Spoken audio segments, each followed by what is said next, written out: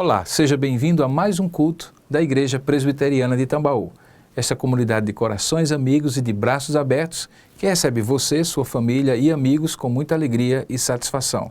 Na sequência de cultos do mês de novembro, que tem como tema geral verdades que não mudam no mundo sempre em mudança, hoje nós vamos falar da esperança no meio do desespero. Essas duas contradições ou paradoxos da vida moderna, especialmente nesses dias, nesses tempos de insegurança, com tanto terror generalizado, como ter esperança quando todas as circunstâncias parecem ser desesperadoras. É isso que nós vamos abordar nesta noite. Bom culto, Deus o abençoe. Boa noite, irmãos, graça e paz do Senhor a todos. Amém. Todos nós, de uma forma ou de outra, e temos falado isso semana passada, em outros momentos, e certamente outros pregadores também o têm feito, temos sido diuturnamente, pela internet, pela televisão, pela mídia impressa, confrontados com os fatos que aconteceram ou que têm acontecido relacionados ao terror de grupos islâmicos na Europa. Hoje eu falei pela manhã. Eu não pretendo falar todas as vezes nas próximas semanas, mas há um aspecto que tem me chamado bastante atenção. E talvez seja uma leitura, talvez muito pessoal, muito subjetiva, muito minha, mas que eu gostaria de compartilhar com os irmãos. Não é necessariamente sobre os fatos em si, mas como as pessoas estão reagindo aos fatos, e particularmente lá naquela região.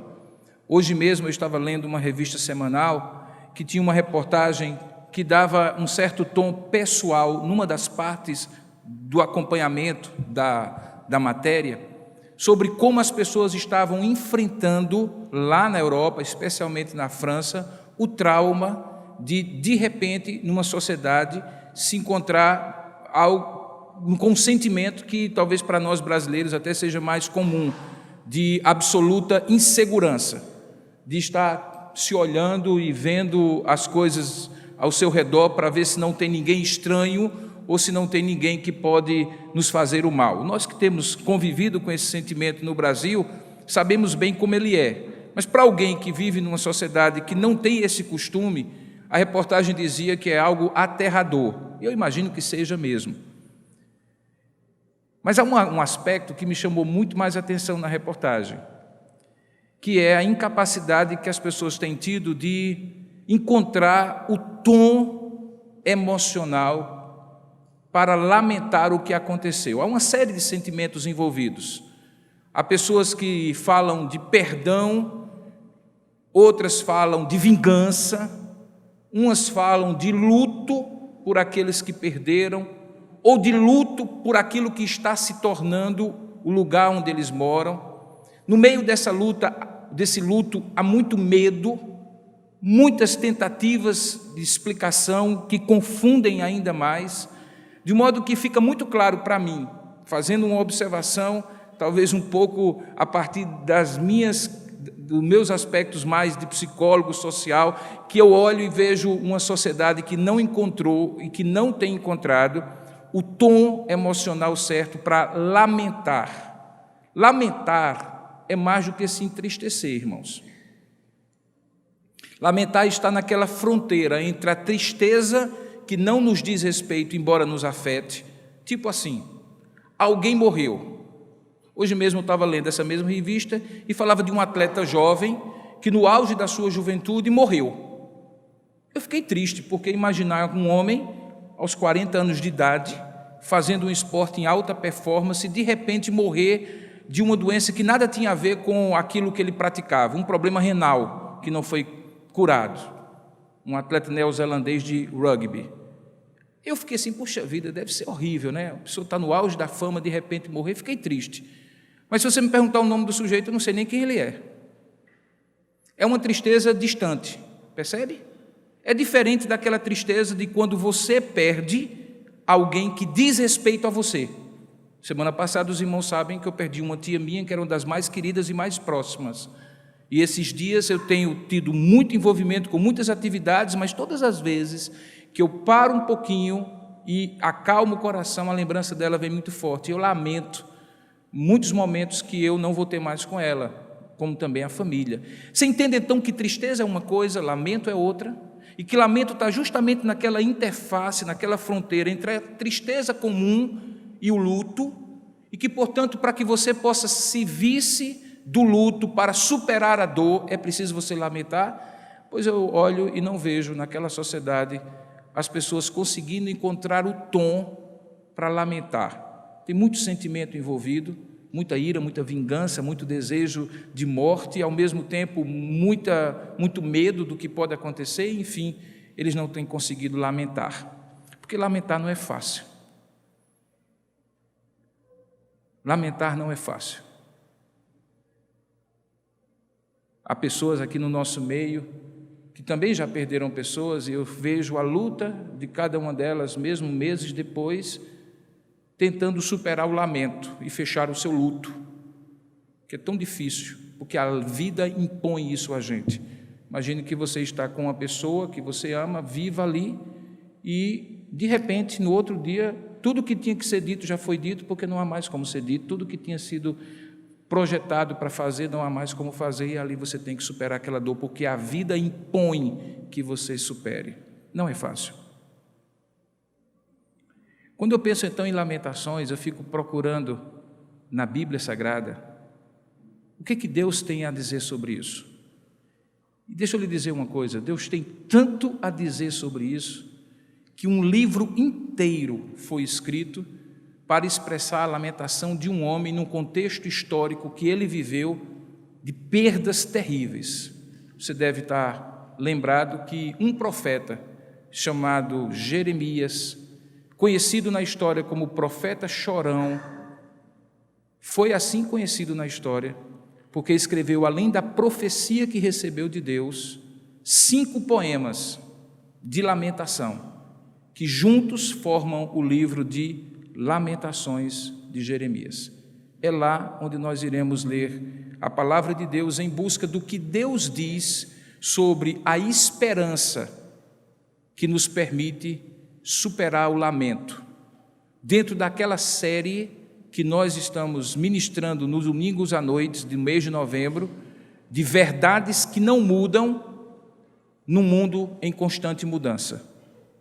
Hoje a verdade é, há esperança, apesar do lamento que muitas vezes toma conta de um coração desesperado, seja por tragédias pessoais, seja por tragédias coletivas. Abra sua Bíblia, portanto, no livro de Lamentações de Jeremias, nós vamos ler no capítulo 3, a partir do verso 1. E nós vamos ler no capítulo 3 alguns versículos, alguns dos quais no início, para que você possa compreender a razão daquilo que Jeremias fala. Esse texto de Lamentações de Jeremias, capítulo 3, talvez tenha o versículo mais conhecido sobre esperança que a Bíblia tem e que muitos conhecem até de cor. Mas para que esse versículo que diz que eu quero trazer à memória o que pode me dar esperança faça sentido, você precisa entender o que havia no coração de Jeremias que era motivo suficiente para ele não ter esperança. Porque só quem sabe os motivos para não ter esperança compreende como a esperança que Deus deu e que Deus dá é sobrenatural. Lamentações de Jeremias capítulo 3, a partir do verso 1. Jeremias dizia na primeira pessoa do singular: eu sou o homem que viu a aflição pela vara do furor de Deus. Ele me levou e me fez andar em trevas e não na luz. Deveras ele volveu contra mim a mão e de contínuo todo o dia. Fez envelhecer a minha carne e a minha pele, despedaçou os meus ossos, edificou contra mim e me cercou de veneno e de dor. Fez-me habitar em lugares tenebrosos, como os que estão mortos para sempre. Cercou-me de um muro e já não posso sair, agravou-me com grilhões de bronze, e ainda quando eu clamo e grito, ele não admite a minha oração. Fechou os meus caminhos com pedras lavradas, fez tortuosas as minhas veredas, fez-se como um urso à espreita, um leão de emboscada. desviou os meus caminhos e me fez em pedaços, deixou-me assolado. Entesou o seu arco e me pôs como alvo a flecha. Fez que me entrassem no coração as flechas de sua aljava. Fui feito objeto de escárnio para todo o meu povo e a sua canção todo o dia. Fartou-me de amarguras, saciou-me de abismo, ou melhor, de absinto, e fez-me quebrar com pedrinhas de areia os meus dentes, cobriu-me de cinza. Afastou a paz da minha alma, esqueci-me do bem. Então disse eu: já pereceu a minha glória, como também pereceu a minha esperança no Senhor. Lembra-te da minha aflição e do meu pranto, do amargor, do absinto e do veneno, pois a minha alma continuamente os recorda e se abate dentro de mim. Mas eu quero trazer à memória o que me pode dar esperança. É que as misericórdias do Senhor são a causa de não sermos consumidos, porque as suas misericórdias não têm fim, renovam-se cada manhã. Grande é a tua fidelidade. A minha porção é o Senhor, diz a minha alma, portanto esperarei nele. Bom e reto é o Senhor, bom é o Senhor para os que esperam por ele, para a alma que o busca. Bom é aguardar a salvação do Senhor, e isso em silêncio. Bom é para o homem suportar o jugo na sua mocidade. Assente-se solitário e fique em silêncio, porquanto esse jugo Deus pôs sobre ele. Ponha a boca no pó, talvez ainda haja esperança. Que Deus abençoe sua palavra. Vamos orar juntos? Ó Deus amado e querido Pai, nessa hora nós consagramos mais uma vez este lugar, para que não haja nenhuma agitação, nem humana, nem espiritual, que possa roubar a Tua palavra, que vai ser ministrada agora dos nossos corações. Acalma o nosso coração, retira de nós toda inquietação, reina aqui neste lugar, ó Santo Espírito de Deus, para que cada um de nós se sinta atraído e amorosamente preso à Tua voz. Ó Deus, fala conosco. Nós queremos trazer à memória o que pode nos dar esperança, mas não qualquer esperança. Não queremos um mero otimismo, queremos a esperança que vem do Senhor. Dá que possamos compreender que esta é uma verdade que não muda mesmo no mundo em desespero. É que aqueles que esperam no Senhor renovam as suas forças e podem trazer à memória a verdadeira esperança que está em Jesus. Fala conosco, Senhor, é o que nós oramos agora, em nome e para a glória de Jesus. Amém. Jeremias escreve esse capítulo 3 na primeira pessoa do singular, como um lamento pessoal. O lamento é mais do que um choro apenas, é um estilo de poesia hebraico.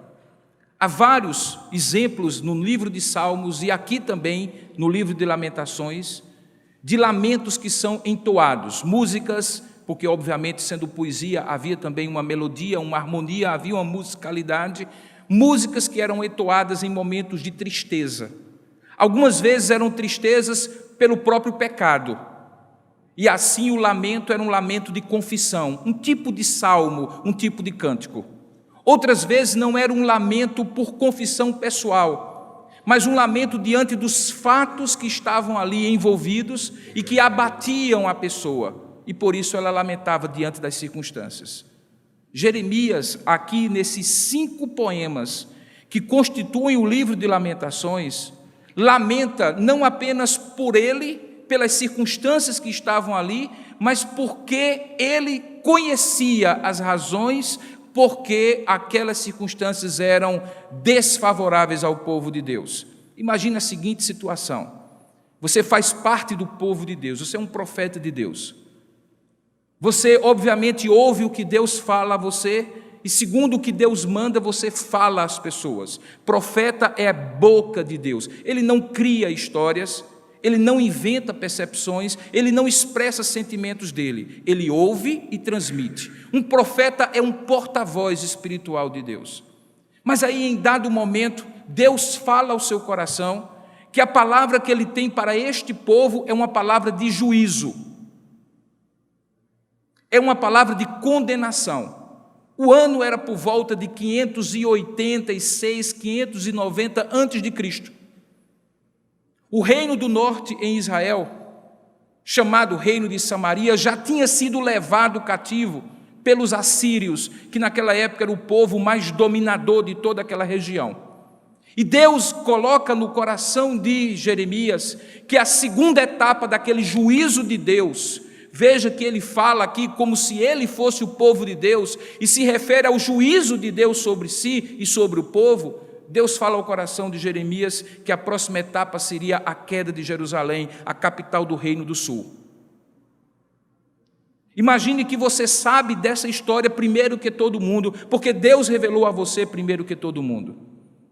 E aí você recebe de Deus uma ordem: diga ao povo que não adianta orar, não adianta agora se arrepender, não adianta fazer aliança com o Egito contra os babilônicos, porque Deus já decretou que vai emitir o seu juízo, as portas de Jerusalém serão queimadas, essa cidade será arrasada e vocês passarão tempos e tempos na mão dos ímpios em exílio e condenação.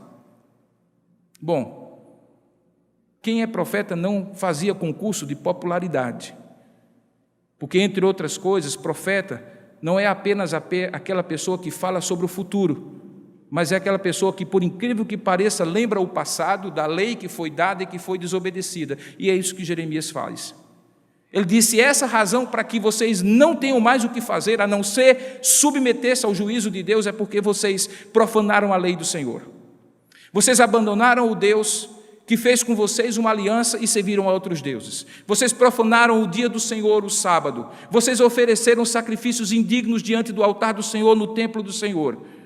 Vocês desobedeceram, vocês se prostituíram espiritualmente e moralmente. Vocês, como nação, desobedeceram a Deus e quebraram a aliança. Por causa disso, Deus haverá de emitir o seu juízo e os babilônicos serão o chicote de Deus sobre vocês. E isso não há nada o que vocês possam fazer. Por mais que o profeta Jeremias estivesse acostumado a trazer palavras duras para o povo, por mais que o profeta Jeremias pudesse não ter nenhum tipo de problema em ser simpático ou não ao povo, imagine você o que é trazer uma notícia dessa. Aquilo que ele esperava acontece. O povo se volta contra ele. Sabe aquela história de que portador não merece pancada? Não aconteceu com Jeremias. Ele era o portador e foi ele que mereceu a pancada. Se você ler o livro de Jeremias, você vai ver que ele chega a ser jogado num poço no meio de Jerusalém para morrer apodrecido ali, porque muitos imaginavam que ele era um agente secreto dos babilônicos, que estava dentro de Jerusalém para comer, corroer, destruir o moral do povo, dizendo que eles não tinham o que fazer, que eles deveriam se submeter aos babilônicos e simplesmente aceitar a derrota. Por conta disso, Jeremias então passa por um verdadeiro calvário pessoal. Ele é descrido, ele é perseguido, ele é abandonado, ele sofre pessoalmente toda a rejeição de um povo que não queria entender que aquilo que ele falava não falava por si mesmo, mas que era uma advertência de Deus de um fato que já Deus tinha decretado e não havia o que fazer. O povo deveria, antes de tudo, submeter-se ao juízo de Deus e esperar pela clemência, graça e misericórdia de Deus lá no exílio, porque o exílio não seria mais revertido, já estava decretado por Deus. Ele sofre pessoalmente com isso. E por isso a tristeza dele não é aquela tristeza que eu falei na introdução desse sermão, uma tristeza distante. Ele sente na pele.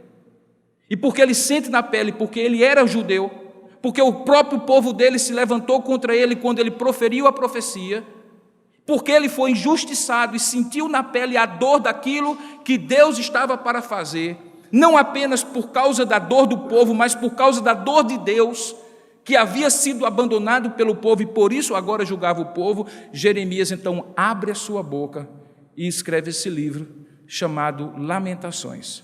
Lamentações pessoais, mas lamentações em nome de um povo que estava ali na iminência de ser levado cativo, como de fato aconteceu, por 70 anos na Babilônia. Esse livro é escrito a posteriori.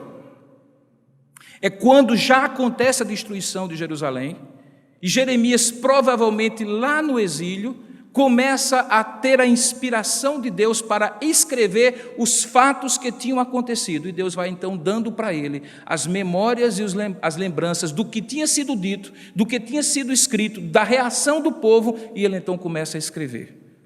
Veja que há coisas que são muito próximas de certas realidades nesse livro, das nossas realidades. Por exemplo, é muito comum que pais, e há muitos pais aqui, quando veem os seus filhos trilhando por caminhos que não são os caminhos, pela experiência pessoal, pela experiência de vida e pelo conhecimento da palavra, advertem 1, 2, 3 vezes: filho, filha, esse não é o caminho, não vai dar certo, não é por aí, olha, não dá certo isso, você vai sofrer isso, isso, isso e isso, olha, vá para o painho, vá por manhinha, olha, não dá certo. Olha, quem faz isso, recebe isso e isso, é a lei, é normal, acontece, aconteceu comigo, eu errei, não queria que você errasse. E aí você vai exortando, você vai dizendo ao filho o que ele deveria fazer, qual o caminho que ele deveria seguir, mas via em regra. Assim como infelizmente aconteceu conosco na juventude, quando também ouvíamos essas advertências, e eventualmente a nossa cabeça dura e o nosso nariz empinado fazia com que nós pensássemos que sabíamos mais da vida, mais do que os próprios pais, os filhos nossos fazem isso. E aí de repente chega um momento que você começa a sentir que só lhe resta lamentar.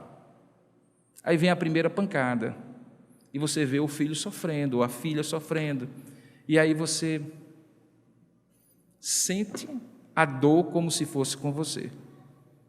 E aí você sente que poderia ter sido evitado, mas já não tem mais o que fazer.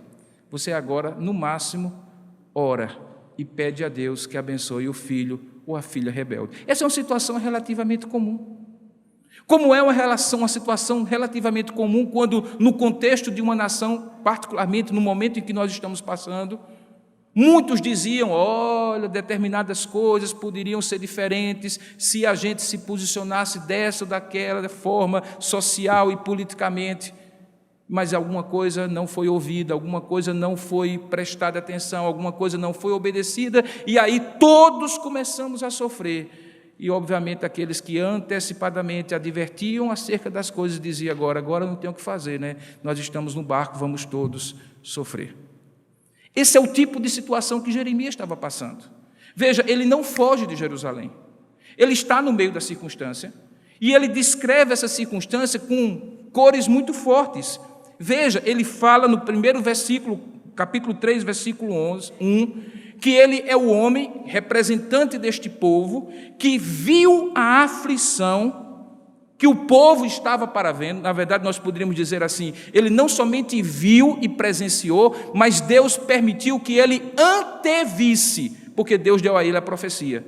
E ele viu essa aflição e entendeu que essa aflição que ele iria passar junto com o povo tinha uma razão, não tinha a ver necessariamente com o pecado de cada um, ou dele em particular, mas envolvido com todos, tinha a ver com a vara do furor de Deus sobre o povo.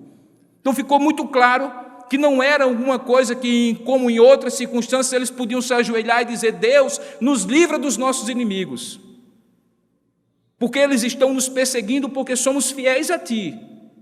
Não, dessa vez era do tipo assim: Senhor, eis aí os inimigos que Tu enviaste para nós como chicotes Teus para nos chicotear por causa da nossa desobediência a Ti. Sabe, Deus é soberano, querido, e por mais que isso não pareça ser o Deus amoroso que você conhece ou que você prefere conhecer, saiba que o mesmo Deus amoroso, cuja misericórdia de eternidade a eternidade, é um Deus justo, santo, que não leva brincadeiras feitas com Ele, como se fossem pecados feitos contra Ele, como se fossem brincadeiras, e certamente emite o seu juízo e a sua disciplina sobre o seu povo. Jeremias, então, compreende de maneira correta que não era o caso de pedir livramento mais de Deus, porque Deus é que estava fazendo aquilo. E aí ele descreve pessoalmente, com cores, como eu falei, muito fortes, tudo aquilo que representava. Representava, por exemplo, confusão. Veja que ele fala que ele levou, verso 2, Jeremias a andar não na luz, mas em trevas. Uma metáfora que significa confusão, caos no meio do povo. Veja que ele identifica no versículo 3 que aquilo era vara do furor de Deus, porque o Senhor mudou contra ele a sua mão. E de contínuo todo dia, e isso produziu nele, versículo 4, não apenas consequências reais, mas também emocionais, fez envelhecer a sua carne, e fez envelhecer a sua pele, e despedaçou os seus ossos. Fala de amargura de alma, fala de veneno e dor, fala de absinto e amargura, toda aquela situação de estar confinado dentro dos muros de Jerusalém, com um exército ao redor, esperando que falte comida e falte água para que o exército invada. E você dentro daquelas muralhas, por isso ele diz assim, fez-me habitar em lugares tenebrosos, edificou contra mim e me marcou com veneno e dor. Você está ali dentro sem saída, confuso, com dor, sentindo no corpo e nas circunstâncias ao seu redor que tudo está contra você. Ele vai descrevendo em todo o versículo, e então no versículo 18, ele diz o seguinte: então disse eu, conclusão das conclusões, acabou a minha glória, minha vida acabou. A glória de Deus em Jerusalém acabou. O que nos separava dos demais, por nunca termos visto isso acontecer, acabou. Agora somos como todas as outras nações. Tudo o que acontece com os outros também acontece conosco. Já pereceu a minha glória e, como consequência, também a minha esperança no Senhor. E aí ele introduz o tema da mensagem de hoje, que é a verdadeira esperança.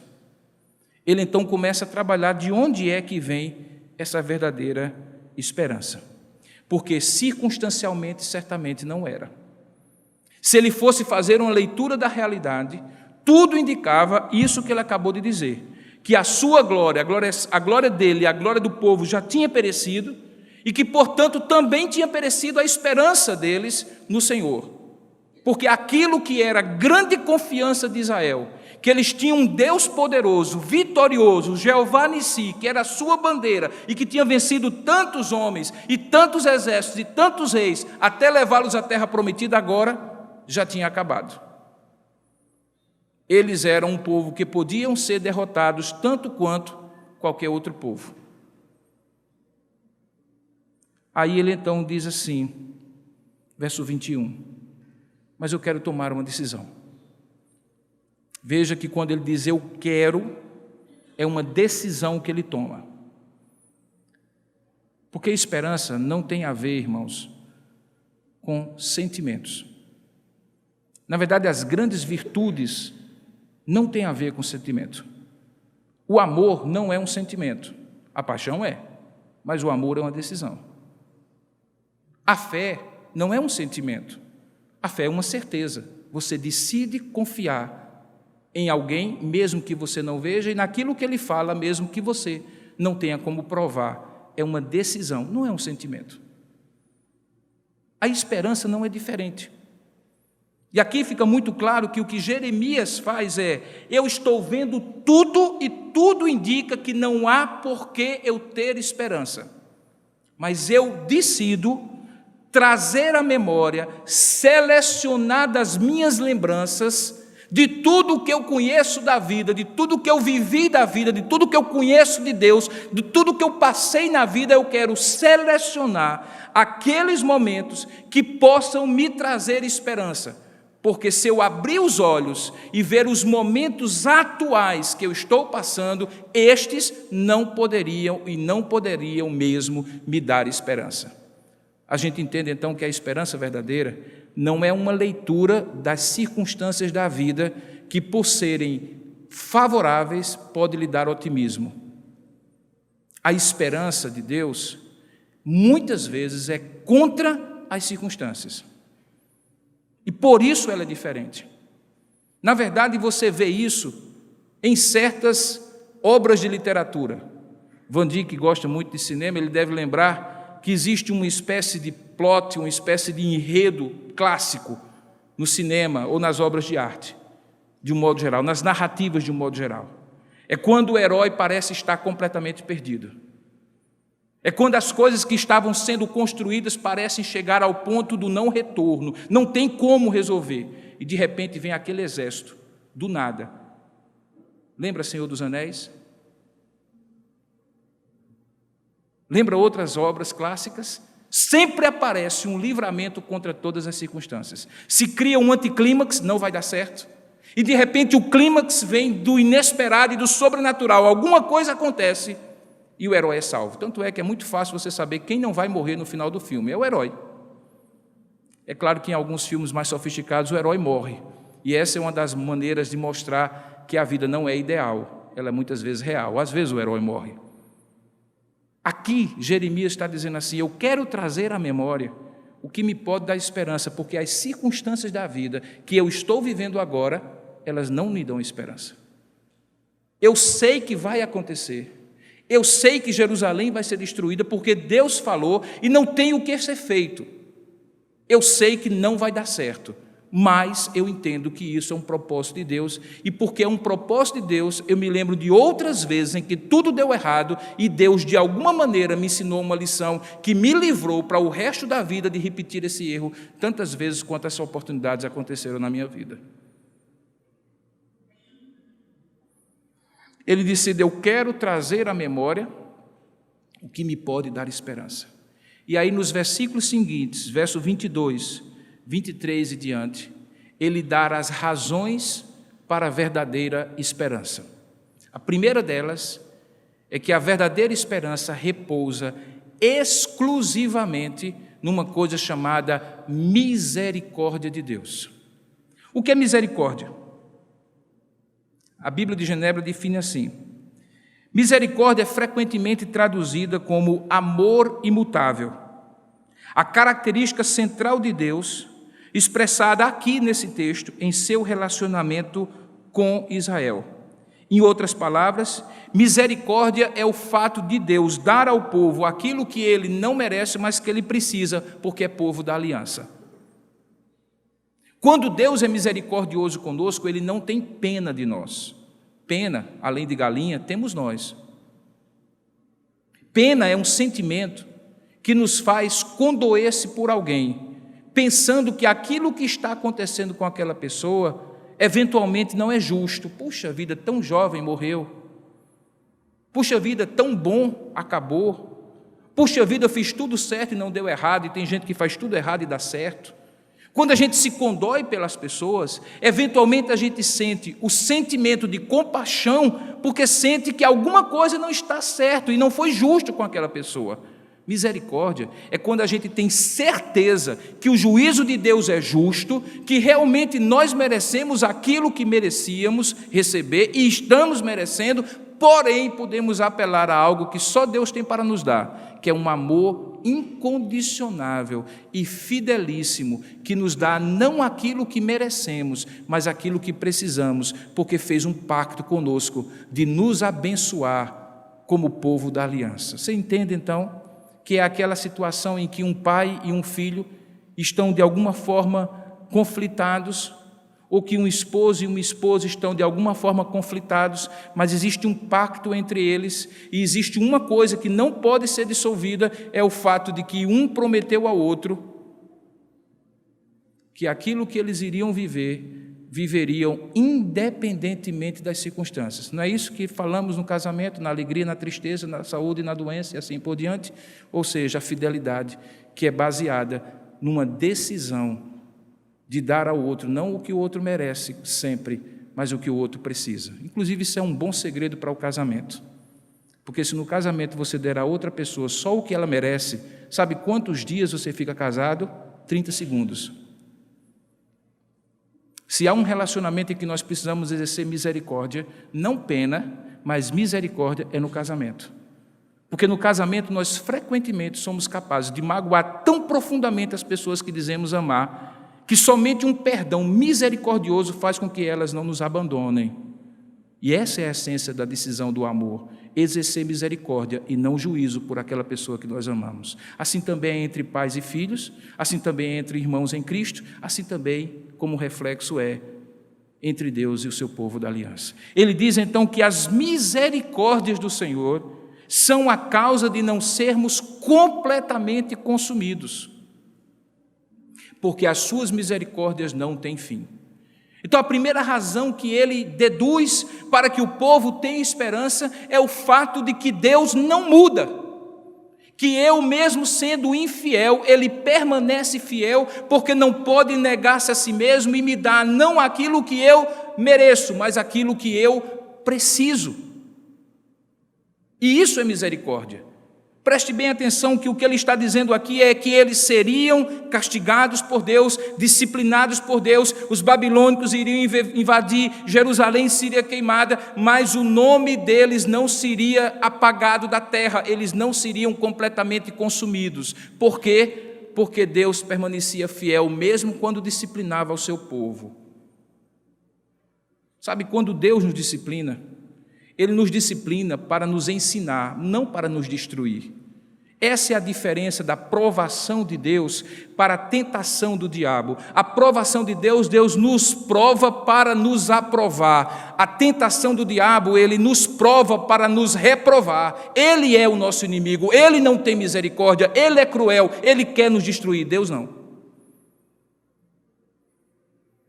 Deus pode até nos moer. E sabe, queridos, em alguns momentos é até bom ser moído por Deus, porque toda facilidade gera flacidez. A coisa mais fácil do mundo é se esquecer de Deus quando tudo vai muito bem. E sabe quem são as maiores provas dessa verdade? Estão aqui, eu e você. É só você lembrar da sua vida e da sua história. Que quando os ventos eram favoráveis, você deduzia que era sorte, merecimento ou qualquer outra coisa. E nunca imaginava que era o amor de Deus sendo expresso para você, a ponto de você se sentir tão constrangido que não pudesse ser de outro o seu amor e o seu afeto mais íntimo e a sua dedicação mais concentrada que não fosse dada para Deus. E aí Deus tira a sua mão para que você simplesmente sinta que sem Ele nada você é, nada você tem, nada você faz. É porque Deus lhe odeia? Não. É porque Deus lhe ama. Porque o pai disciplina ao filho que ama. Se você precisar chegar para um filho meu e corrigi-lo, sabe quem é o fracassado da história? Não é meu filho, sou eu. Porque quem tem que disciplinar meu filho sou eu e não você. Se ele não está com disciplina, em algum momento ele pensará assim: será que meu pai realmente me ama? Porque ele não tem cuidado de mim. Ele não coloca limites para mim, Ele não diz o que eu não posso, Ele não me livra das minhas más decisões. Para Ele tanto faz, tanto fez, que eu faça o que quiser, porque para Ele eu não tenho valor nenhum. Assim é também com o povo de Deus e Deus disciplina ao seu povo para mostrar que nós somos valiosos para Ele, que nós não podemos ser como mulas e jumentos que só podem ser obedientes se forem no cabresto. Não, Deus nos dá cabrestos, mas quando esses cabrestos nos ferem a boca, nos fazem chorar e clamar, é porque a nossa disparada estava para longe dos caminhos de Deus e quem estava sobre nós precisou puxar os arreios e fazer com que nós conduzíssemos de volta a nossa vida para o caminho do Senhor. Todos nós sabemos o que isso significa. Jeremias entendeu isso. A base, então, da esperança não pode ser mérito próprio. Porque eu mereço, Deus deveria ser bonzinho para comigo.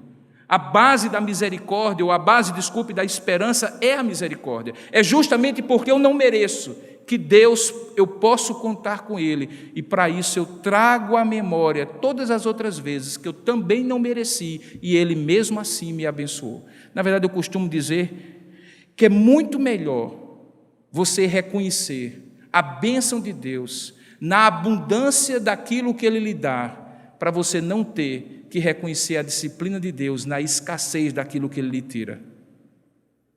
Sabe, irmãos, frequentemente nós temos sido abençoados, mas muito abençoados.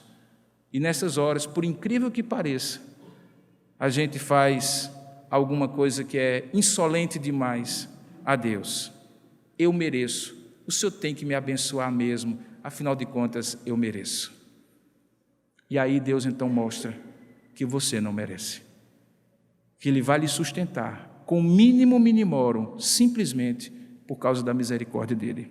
E aí veja como é muito claro como essa misericórdia é exercida. Ela se renova, verso 23, a cada manhã.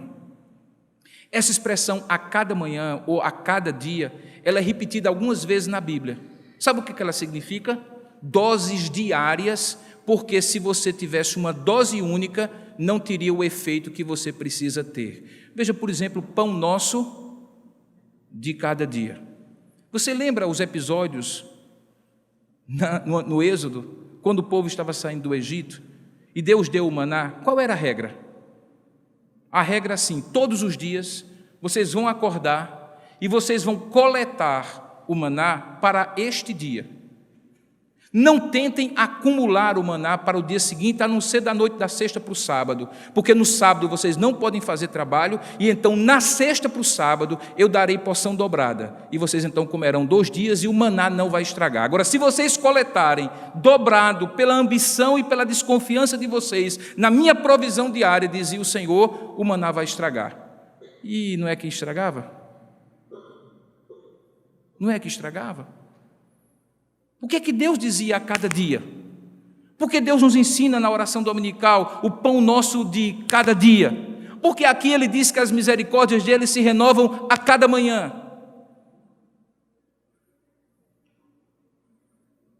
Porque Ele sabe que se nos desse tudo o que Ele tem para nos dar de uma vez só, nós não precisaríamos mais dele, precisaríamos só do que Ele nos deu. Não é assim que nós fazemos, irmãos, e o paralelo é tão claro com os nossos filhos. Na medida em que nós queremos ensiná-los a dar valor às coisas, o que é que nós fazemos? Os que usam, por exemplo, a metodologia de dar uma mesada. Você dá o dinheiro do ano todo ao menino?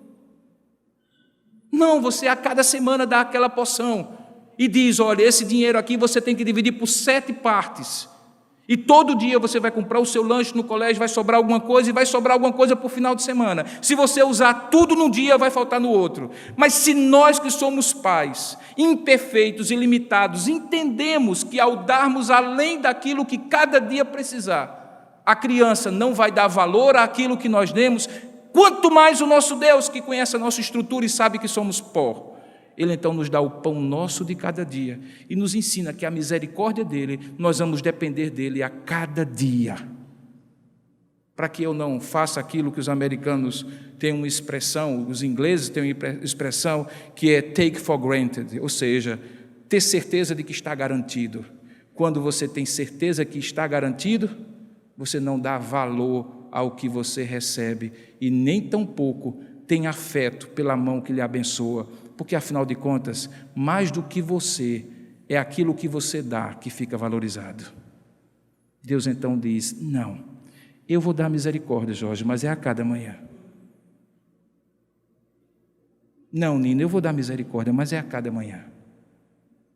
Não ache que porque eu dei a misericórdia de hoje, Rômulo, a de amanhã estará garantida. Amanhã eu darei outra misericórdia.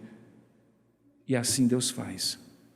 Porque a fonte da esperança nossa é o que nos faz treinar e esperar cada dia, irmãos. Porque a esperança precisa ser renovada a cada manhã, porque ela é baseada exclusivamente na misericórdia de Deus, que não pode falhar. Daí porque você consegue então entender, quando chega no versículo 24, e é dito o Senhor, e é dito o seguinte, veja como as coisas parecem não fazer sentido, mas estão conectadas. O argumento todo era que a fidelidade e a misericórdia de Deus eram a causa deles não serem consumidos, a base da esperança. Aí quando chega no verso 24, ele usa uma expressão muito curiosa, ele diz: a minha porção é quem? Não o que Deus me dá, mas o que Ele é. Por que ele não diz assim: a minha porção é o que Deus me dá a cada dia? Teria sentido, não teria? Porque de fato é, a minha porção é o que Deus me dá a cada dia. Hoje Deus me deu a porção do dia, amanhã eu não sei se Ele vai me dar a porção do dia, porque eu não posso garantir nem sequer que eu termine esse sermão. Amanhã, quando eu acordar com vida e saúde, se eu acordar com vida e saúde, eu entenderei que Deus me deu mais um dia, uma porção para viver. Mas veja, ele coloca o foco na pessoa de Deus para nos ensinar que a fidelidade de Deus, a certeza da nossa esperança não pode estar baseada nos benefícios que recebemos de Deus, mas no próprio caráter de Deus. É porque Deus é misericordioso, é porque Deus é fiel, que Ele diz: a minha porção é o Senhor. Sabe, irmãos, na terra, nós só temos uma segurança. Na terra, nós só temos uma garantia. Na terra, nós só temos uma companhia que jamais nos abandonará. Na terra, nós só temos uma confiança. Na terra, nós só temos uma pessoa que não vai falhar. Na terra, nós só temos uma pessoa que podemos realmente confiar, independente das circunstâncias. Essa pessoa é Deus. Há pessoas que lhe amam, que lhe fazem promessas sinceras e verdadeiras que jamais lhe abandonarão, que lhe proverão de todas as necessidades.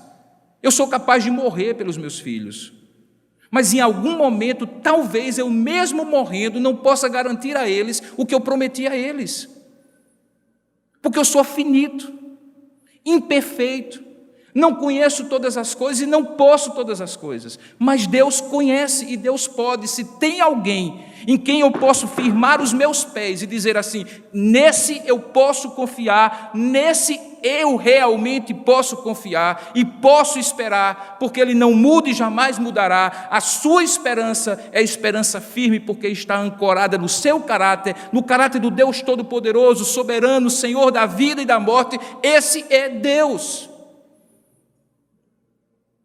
É o único que nunca falha, nem nunca falhará. É o único que nunca muda, nem nunca mudará. Daí você entende o que ele diz logo depois. E eu estou só expondo o texto, irmãos. Veja o que é que ele diz logo no final do capítulo 24 e no capítulo 25. Ele começa uma série de coisas que ele diz que são boas. Ele diz: a primeira coisa, já que a minha porção é o Senhor, então a minha alma diz: eu esperarei nele. Aí ele diz: por isso, bom é o Senhor para os que esperam por ele, para a alma que o busca.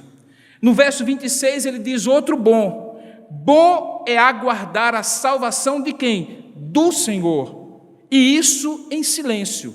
O silêncio aqui não é simplesmente calado, mas é aquela palavra que não precisa ser dita, porque ela está altissonante no coração. Dentro de mim, a minha alma diz: pode confiar, porque você não está confiando no homem, você está confiando no Deus Todo-Poderoso. Ninguém precisa ouvir e ninguém precisa lhe socorrer, porque o Deus que conhece o seu coração sabe em quem está a sua confiança. Bom é aguardar a salvação do Senhor, e isso em silêncio. E aí ele termina dizendo: bom é para o homem suportar, esperar por um tempo, aguentar o tranco, ainda na sua época de mocidade. E como fazer isso?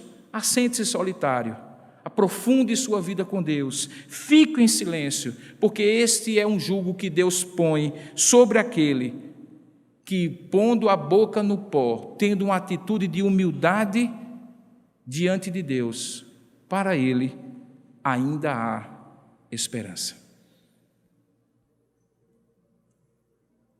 Eu comecei essa mensagem dizendo que eu olhava para a Europa, para aqueles cidadãos ali, aquele povo que não está acostumado a conviver com a violência e com a insegurança, e diante de tudo aquilo eu dizia, no início dessa mensagem, que eles não sabiam ainda como lamentar. Quando Jeremias nos ensina a lamentar, ele coloca o foco daquilo que pode nos livrar do lamento como uma angústia completa, porque deixa-me dizer, eu não acho ruim a angústia, eu acho desagradável. Porque em muitos momentos da minha vida e da sua vida, se você lembrar, a angústia foi que lhe livrou de morrer na acomodação. Foi quando você disse: eu não aguento mais, que você buscou a Deus e Deus lhe livrou. Há uma história que muitos de vocês conhecem, de um sujeito que tinha só aquilo que era o básico para viver. E basicamente o básico para viver dele era uma vaquinha que lhe dava todos os dias o queijo e o leite que ele comia com a família. Mas ele não conseguia prosperar em nada. Até que um belo dia passou um sujeito na porta da fazenda dele e disse assim: empurre a vaquinha no precipício. Mas como? É o que eu tenho para viver. Ele disse: empurre, joga a vaquinha para ela morrer. E o sujeito então resolveu atender aquele conselho meio enlouquecido e jogou a vaquinha. No outro dia ela acordou e disse: cadê meu leite? Cadê meu queijo? E não tinha nenhum queijo, nenhum leite. E ele angustiou-se. E na sua angústia ele começou a pensar: o que é que eu posso fazer agora? E ele olhou e viu que tinha terra, e que a terra era boa. Mas como antes a vaquinha lhe dava o que era necessário, a vaquinha lhe dava o que era necessário, ele nunca tinha olhado para a terra. Mas agora não tinha mais a vaquinha, e a angústia de não ter, que eu digo que é a melhor angústia que pode existir, a angústia do não ser, a angústia do não ter e a angústia do não poder. São três grandes amigas, são péssimas companhias, não é bom ficar junto delas muito tempo. Mas se você souber fazê-las aliadas suas, você vai ver que quando você não tem, você encontra um jeito de ter. Quando você não pode, você encontra recursos para poder. E quando você não sabe, você se propõe a conhecer.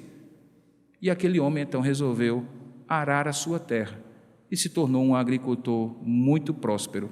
E então, quando aquele homem, anos depois, passou na frente da sua fazenda e viu toda a diferença naquele campo e como a casa tinha sido ampliada e como havia plantação e riqueza, ele perguntou: e o que foi que aconteceu? E disse: eu joguei a vaquinha no precipício. Alguns momentos da nossa vida, irmãos, que nós precisamos passar por angústias e dificuldades para compreender que Deus tem algo muito maior para nós.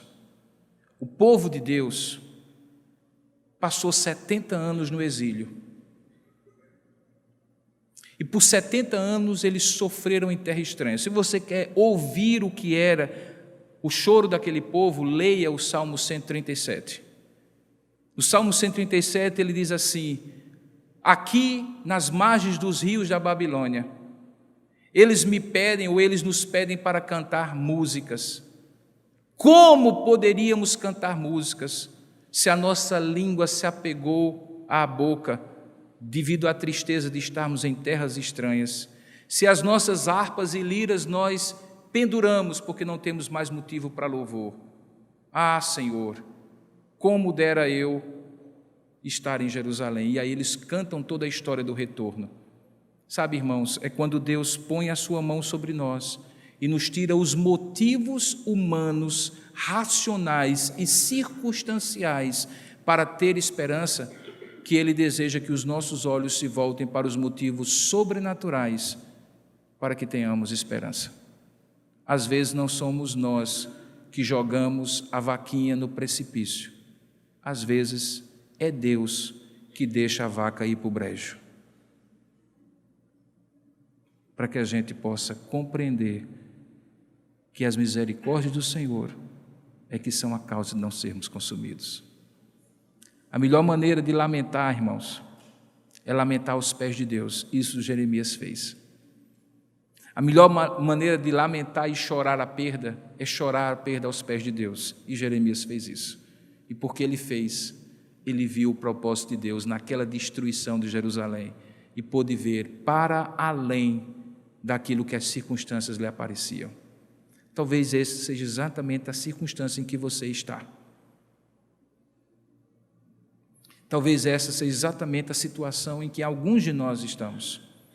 Seja do ponto de vista profissional e financeiro, seja na relação conjugal ou com os filhos, seja no contexto geral da nossa vida, nós olhamos e pensamos assim: o cenário está de crise, não vai ter mais jeito, aqui não tem solução.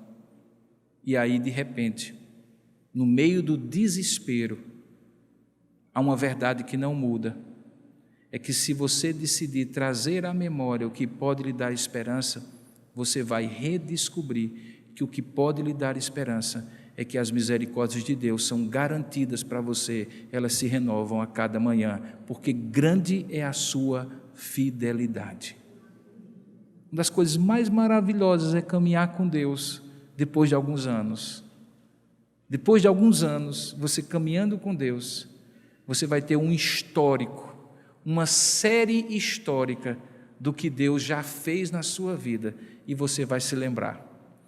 Uma das coisas gostosas, doídas às vezes, mas gostosas, de ser pastor de uma comunidade anos a fio, é porque eu olho para alguns de vocês que estão aqui, e mesmo que você não se lembre, eu me lembro de ter estado com alguns de vocês e lembrar de momentos de profunda angústia que já houve na vida de vocês, em que tudo parecia perdido, o mundo tinha se acabado, não havia esperança, e você chorou, eu chorei com você, e nós oramos, alguns oraram, e de repente, pela graça de Deus, pela misericórdia do Senhor, Ele agiu em seu favor, e você está aqui agora, exclusivamente porque você trouxe à sua memória o que pode lhe dar esperança. Naquela ocasião e hoje também, as misericórdias do Senhor se renovam a cada manhã. Grande é o Senhor, Ele é a nossa porção. Curva a sua cabeça por um instante e tome uma decisão agora. Traga à memória o que pode lhe dar esperança. Vamos fazer um exercício. Faça aí um inventário. Peça a Deus que sonde o seu coração e pelo seu espírito lhe leve ao passado, para que você se recorde de momentos em que tudo estava perdido. Mulheres que perderam seus maridos, maridos que perderam suas esposas, filhos que perderam os pais e pais que perderam filhos, gente que faliu, quebrou, teve que recomeçar do zero, casais que quase se separaram, tragédias que tocaram a vida de vocês. E Deus foi misericordioso. Ele renovou a graça e a misericórdia dele na sua vida. Traga à memória isso, porque não há luta maior do que o Deus que luta com você. Foi isso que Jeremias aprendeu. Mesmo entendendo que ele e o povo mereciam aquele juízo de Deus, ele sabia que podia contar com a misericórdia do Senhor para além do juízo de Deus, para além da disciplina de Deus. E nisso ele confiou. Eu lhe convido a orar nesse momento, trazer à memória essas verdades e renovar a esperança do Senhor de toda a terra, do Senhor da sua vida. Ó Deus amado e querido Pai, é tão fácil, Senhor, abrir os nossos olhos e fazer a leitura da realidade desvantajosa e desfavorável, de crise, de caos, de confusão, de lutas, e simplesmente não ter nada a dizer a não ser falar como o teu profeta falou, que a glória já tinha ido e que a esperança já tinha morrido. É tão fácil, Pai, que os nossos olhos nos enganem e nos façam descrer, desanimar, desesperar. Isso é tão natural ao coração humano que infelizmente vive pelo que vê e não pelo que crê. Que somente a Tua graça pode nos ajudar agora, ó Santo Espírito de Deus, trazendo à nossa memória, nos fazendo relembrar dos inúmeros momentos, e não foram poucos, Senhor, que o Senhor renovou a Tua misericórdia para nós, noites que nós passamos acordados, pensando que no outro dia nada poderia acontecer de pior, e muito menos que algo poderia acontecer de melhor. E o Senhor, com a manhã de um novo dia, mesmo quando o choro durou a noite inteira, veio renovando alegria, fé, confiança e esperança. Quantos de nós, ó Pai, pensávamos que não iríamos aguentar e o Senhor nos fortaleceu? Quantos casamentos o Senhor, de alguma forma, livrou-nos? Quantas vezes choramos e clamamos por filhos, por pessoas que amamos, vendo, ó Pai, que as coisas iriam de mal a pior. O Senhor eventualmente até permitiu que o juízo do Senhor fosse realizado, mas o Senhor nos livrou da consumação completa, de sermos destruídos em tudo e por tudo. E por isso estamos aqui te oferecendo esse culto, porque se não for o Senhor, se não for o Senhor, nenhum de nós sequer estaria aqui. Ó Deus, traz ao coração de cada um dos teus filhos agora essa certeza de que esperança não é alguma coisa simplesmente que a gente ancora no futuro, com bons prognósticos, com bons planos, com boas projeções, mas esperança a gente ancora no passado, em Ti, no Teu caráter, no Teu propósito, na Tua aliança para conosco. Tu és o Deus que garante, porque não falhas nem faltarás. Ensina isso ao Teu povo, para que nós possamos passar pelo vale da sombra da morte, seja a morte que for, e ao invés do lamento do desespero, nosso lamento seja substituído pelo lamento da esperança, não de uma cegueira que nega a realidade, mas de uma visão que vê para além da realidade, porque vê o Senhor agindo nos bastidores da nossa vida. Muito obrigado, Pai. Ensina isso ao Teu povo. É o que nós oramos em nome de Jesus. Amém, Senhor. Nosso Deus é soberano, Ele reina antes da fundação do mundo. Vamos cantar de pé, irmãos? Nosso Deus é soberano, Ele reina antes da fundação do mundo. Cante a terra. A terra sem forma e vazia, mas o Espírito do nosso Deus se movia sobre a face das águas. Foi Ele quem criou o céu dos céus, fez separação das águas da terra seca. Foi Ele quem criou os luminares, criou a natureza, formou o homem. Glória a Deus por suas maravilhas, pela sua grandeza. Glória a Deus, glória a Deus por suas maravilhas, pela sua grandeza. Glória a Deus. Cante assim, ó.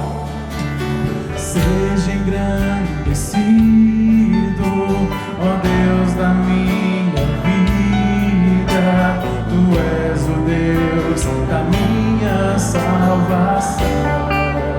Ele é a nossa rocha. És a minha rocha, a minha segurança.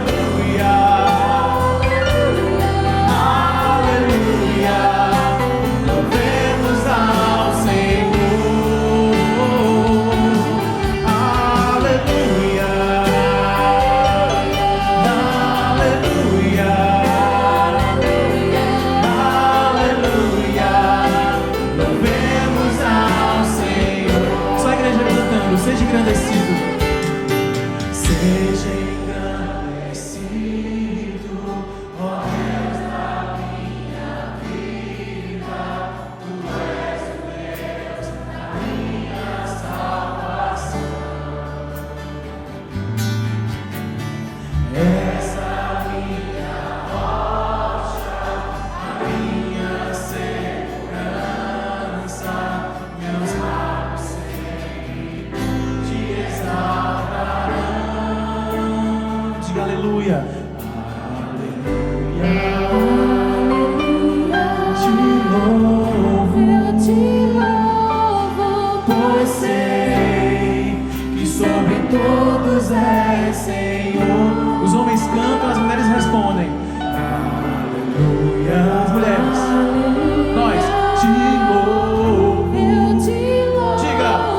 Pois sei que sobre todos és Senhor. Diga bem forte. Aleluia. Aleluia. Aleluia.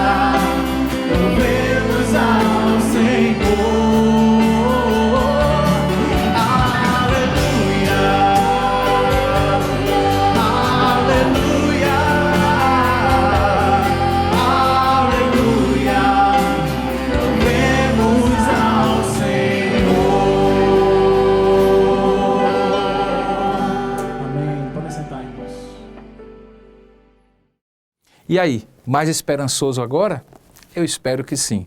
Afinal de contas, a nossa esperança, como você ouviu, não se resume a uma leitura otimista acerca das realidades ou das circunstâncias. A nossa esperança está em Jesus Cristo, aquele que não muda, que tem misericórdia e fidelidade para nos oferecer sempre.